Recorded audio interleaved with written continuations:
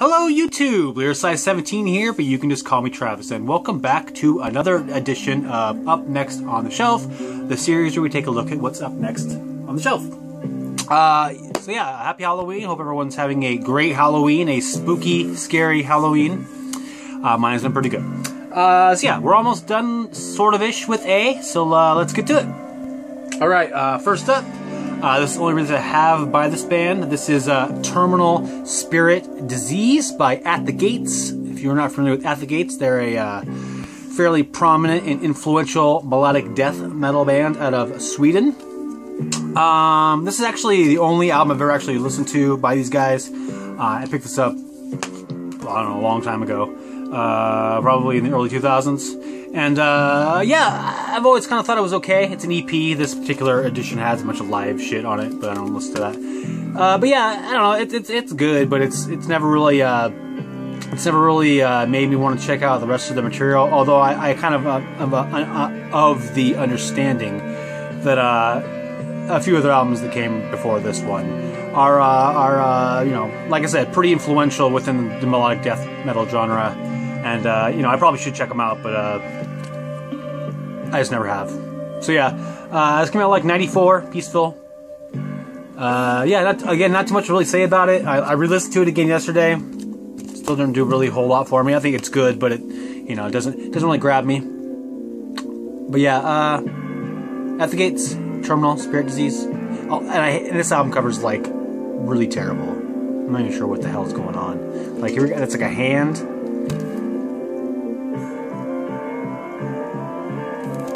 Maybe this is like a shoulder with the body and the head, but I'm not sure what the hell this shit is. So yeah, this album cover is just, I don't like it.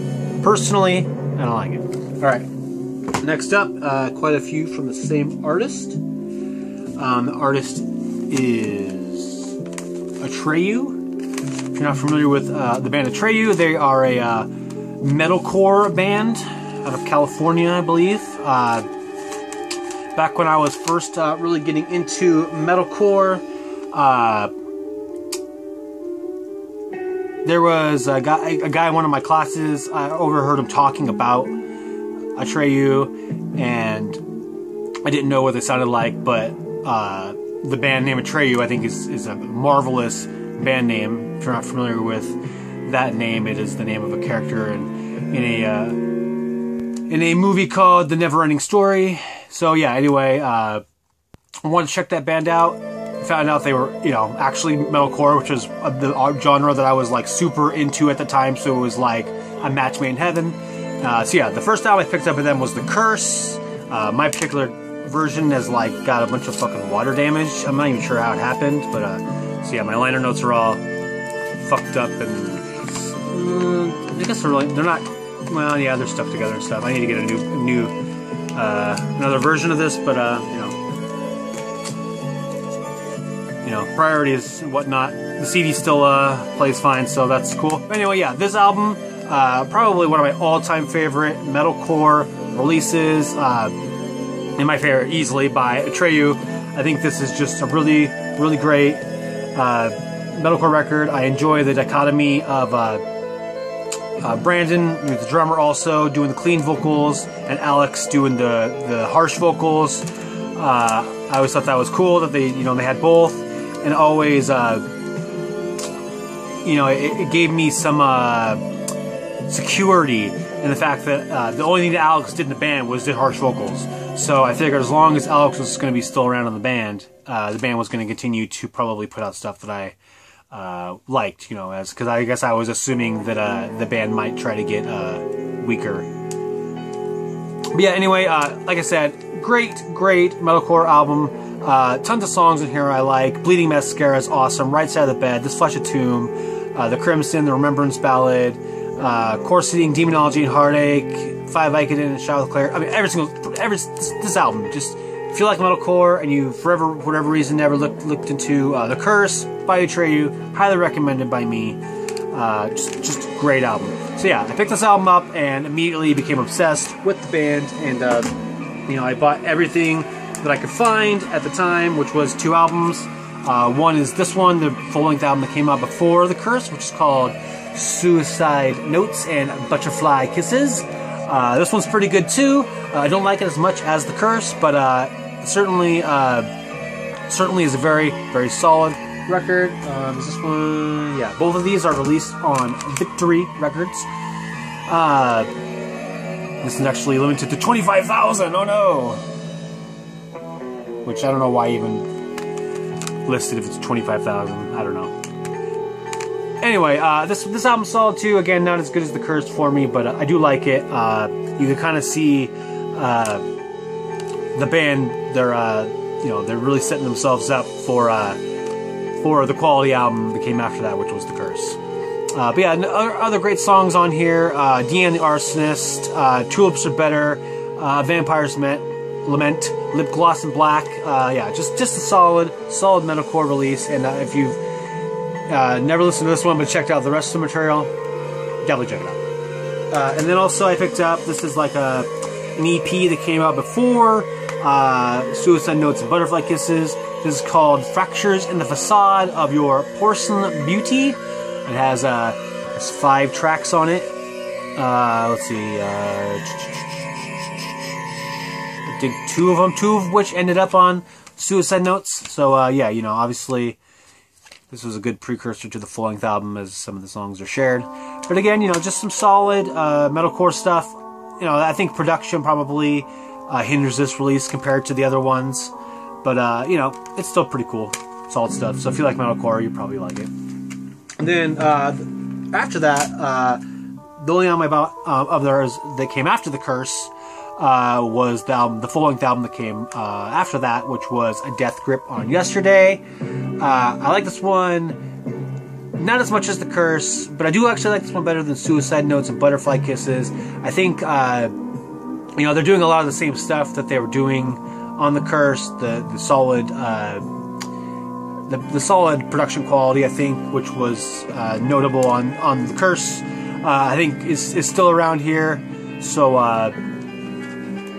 yeah, I think that this album is probably more closer to The Curse in terms of quality than Suicide Notes and Butterfly Kisses. But yeah, again, probably my second favorite overall. I have listened to a bit of the albums that came out after this, and that didn't really do anything for me at all. I did like, I think actually was the opening track on Lead Sails and something, whatever, the full-length album that came after this one, Lead Sails and Anchors, or it's something like that. I remember liking the first song on that one, but then after that it was, I don't know, they got weaker somehow for me. Anyway, this again, solid record. In fact, I would say, in my personal opinion only, these are the top Atreyu releases. Maybe I'm biased because they're the ones that I own, but I don't know, that's how I felt. Oh, by the way, I never said, in the background we're listening to the soundtrack for what is that movie called? The House by the Cemetery. One of my favorite Lucio Fulci movies. Definitely recommended to anyone who is into horror movies. Okay, so yeah, we're done with the Atreyu. Let's move on to the next artist, and that is this is the only album I have by this band, and I've talked about it a couple times already this year, but let's talk about it again because it's such a good one, and that is Sanctimonious by Attic.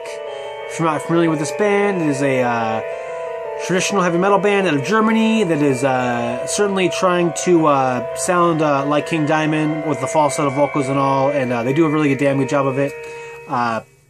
They have one album that came up before this called The Invocation, which I think is pretty good, but this one just really stepped up their game on this one. I really feel like they've gone past just trying to sound like King Diamond and really developing their own kind of sound. Obviously they still have some of the King Diamond elements, namely the falsetto vocals, but I feel like they've really like I said, they've developed their own sound on this one. This album in particular, this album I really feel like it just keeps on growing for me all the time. When I first picked it up, I thought it was good, but the more and more I listen to it, the stronger I feel about it. Probably its length is part of that. It's over an hour long, just over. But it took me a while to probably really collect all of the songs together to really get a worthwhile opinion. So yeah, definitely if you're into traditional heavy metal, and particularly if you're into King Diamond, Merciful Fate, definitely check out the band Attic. I've already gotten tons of positive feedback about this album, so yeah, it's been pretty cool to hear people dig this. So yeah, definitely traditional heavy metal fans, Attic, Sanctimonious, check it out. Right, another, I think this might actually be the only album this person has, though I'm not sure about that. This is the debut solo album, Keep It Hid, from Dan Auerbach. If you're not familiar with Dan Auerbach, I'm not really that familiar with him outside of this album, but he is a member of the Black Keys. I think he does guitar and vocals for them. That I'm not too sure about, but I know that's true. He also, just for funsies, he heavily worked with Lana Del Rey on the album Ultraviolence. So if you're a Lana Del Rey fan, and in particular you like Ultraviolence, well, Dan Auerbach was significant in the songwriting process. Anyway, getting on to this release. This is a release we went over. I think it might have been a previous Halloween. I'm not too sure, but we went over to one of my wife's friends' homes, and she happened to have this record on in the background, and it was really wowing me. And I was like, "Damn, what is this?" And so she said, "Oh, it's Dan Auerbach," and I bought this fairly immediately. In terms of sound, I think it sounds, you know, take my opinion with a grain of salt because I've listened to Black Keys very minimally, but I kind of feel like it's sort of within the same realm as the Black Keys. You know, indie rock, you know, pretty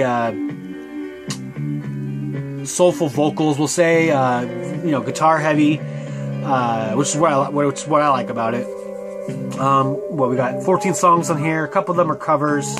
I Want Some More. Was that the one that's covered? I Want Some More. And what's the other one? Because no, maybe it's just one. Okay, it's just one. I Want Some More, which is done by Wayne Carson Thompson. I don't know. Maybe Life Eternal. Do you know who that is? It sounds like maybe someone you might know just based on the song itself. But yeah, you know, I really like this album. I'm not really sure why. I've never really checked out the Black Keys. Probably, A, I feel like they have tons of albums, and that's always intimidating. And B, just because they're so popular, and you know, sometimes I still can't shake that old metalhead.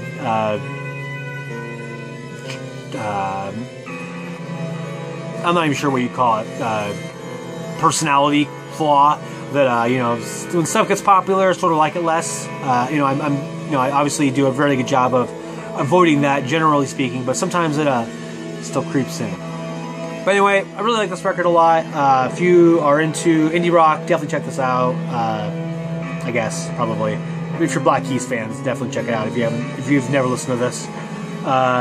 Yeah, just anyone who's into kind of just like cool bluesy rock stuff with, you know, tons of guitar work, which I love. Mean Monsoon, check out that song. That's my go-to song to play anyone. If I was gonna like show this to someone, that's the song I would play for them. So yeah, Mean Monsoon, that's the one I would check out. But yeah, Dan Auerbach, Keep It Hid, pretty cool stuff. All right, next up, this is the only album I have by this artist, which is kind of embarrassing. And this is Torn from the Grave by Autopsy. If you're not familiar with Autopsy, they're a death metal band, a pretty instrumental early on one, pretty seminal within the genre. This is kind of like a shitty, like, it's pretty much like a greatest hits, I guess. I'm pretty sure I almost bought it for sure off of Amazon when I was first starting to sort of think about death metal. Because it was super cheap, I think, because like it folds out into all these panels, which is kind of annoying. And anyway, I get to it. This part is come unglued from the center, so that's probably why it was cheap. Can't really remember for sure, but that's sort of my memory of what it was. But yeah, anyway, it's just you know, it's a smattering of songs over their discography. I couldn't even tell you which songs are which, but you know, I looked at it yesterday, and you know, pretty much all their releases up through when this came out, 2001. Pretty much all the albums that came out previous to 2001, there's, you know, at least one song from it, though they're not in chronological order or anything, so that's probably part of why it's so difficult for me to remember which songs from which. I listened to this yesterday, and I don't know, I like the stuff, but greatest hits are always sort of hard for me to oh, sorry about that. I guess I didn't delete the previous video, so I ran out of maximum recording time.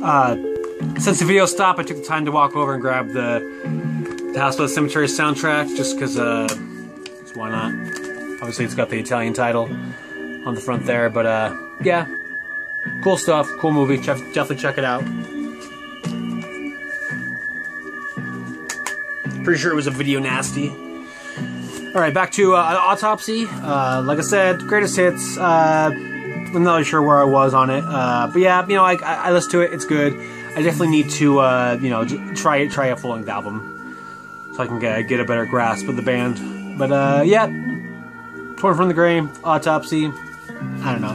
Here's the tracks. You guys can tell me, is this like the what's what? Alright, one more artist, 3 more CDs, and that is Avenged Sevenfold. If you're not familiar with this band is a, I guess it's also a metalcore band. I kind of always sort of grouped them and Atreyu together, which is funny because they're both, you know, right around each other in the alphabet, which obviously by the fact that I showed Atreyu just a little bit ago. But yeah, anyway, I kept on here. I always, maybe it's because they were always, I always heard about them together, because that's really what made me eventually check out this band, is because I felt like they were often mentioned with Atreyu, who I was obsessed with, like I said. So yeah, I picked up this one, which is, what is it? Sounding the Seventh Trumpet. Yeah, I liked it obviously enough, because I pretty much immediately went out and picked out their second full-length album, which is Waking the Fallen. And this one, definitely a significant step up for me from this one. I liked this one, but this one was a lot better. I actually listened to half of this one yesterday and all of this one yesterday, and you know, I'm not super into this one really that much anymore, or metalcore in general, so I would say, but this one definitely held up for me way better than this one. And then after that, you know, I was into them, and I picked this album. Came out when this one when it came out, which was the following full length called City of Evil. This one was a major disappointment for me. I really remember, in particular, I bought the album and I had some time before I went into work, and so I picked it up, went to work. And I was in the parking lot at my work, and I was going to listen to it before I went in, and you know, I put on that first track, Beast and the Harlot, and the album was just like murdering me. I loved all the guitar stuff; it was really awesome. I thought the you know, the first verse was solid, and then it gets to that do do do do do do do do like little chorus thing, and it just like totally just like took me out of the song, and it's kind of how I felt about the album in general. I kind of feel like they lost their oomph on this one, and I kind of feel like they've never really got it back. So yeah, you know, not too much to really muse on about Avenged Sevenfold. If you're gonna listen to it, an album by them, I definitely recommend this one. Though they certainly are very popular to this day, so you know, take my opinion with a grain of salt. I may just not be an Avenged Sevenfold guy, but I feel like at least these two are worth checking out. This one, maybe. But yep, that's all I got for this edition of Up Next on the Shelf. Thank you for tuning in. Tune in next time where we see what's even more up next on the shelf. So yeah, thanks for watching. Thanks for subscribing. If you're familiar with any of these releases, let me know what you think of them. Otherwise, yeah, happy Halloween. Have a good day.